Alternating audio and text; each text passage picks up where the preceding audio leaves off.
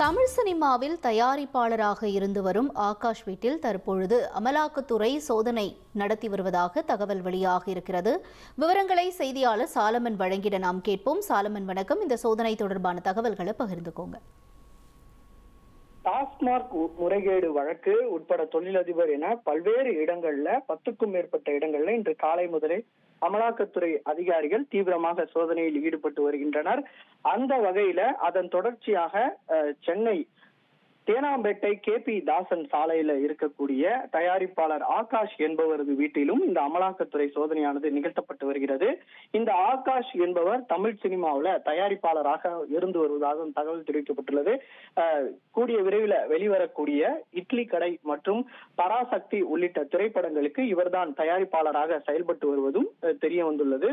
மேலும் இவர் சமீபத்தில் இவரது திருமண நிகழ்வு விழாவுல பல்வேறு அமைச்சர்கள் உள்ளிட்ட பல்வேறு அரசியல் வாரிசுகள் என பல்வேறு திரைப்பிரபலங்கள் உள்ளிட்டவர்களும் இந்த நிகழ்வுல கலந்து கொண்டனர்.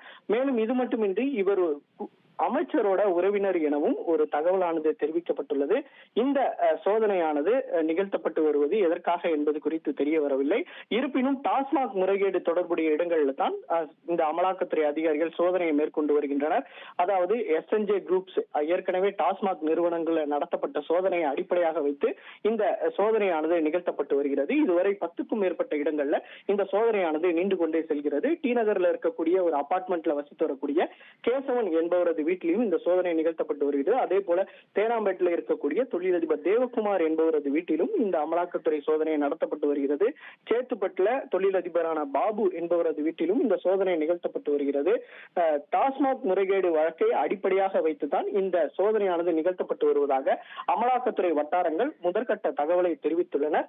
இருப்பினும் சோதனையானது அடுத்தடுத்து நீண்டு கொண்டே செல்வதால எதற்காக இந்த சோதனை எவ்வளவு கைப்பற்றப்பட்டது என்பது குறித்தான தகவல்கள் சோதனை நிறைவடைந்த பின்னரே தெரியப்படும் என அமலாக்கத்துறை அதிகாரிகள் தரப்புல தெரிவிக்கப்பட்டுள்ளது.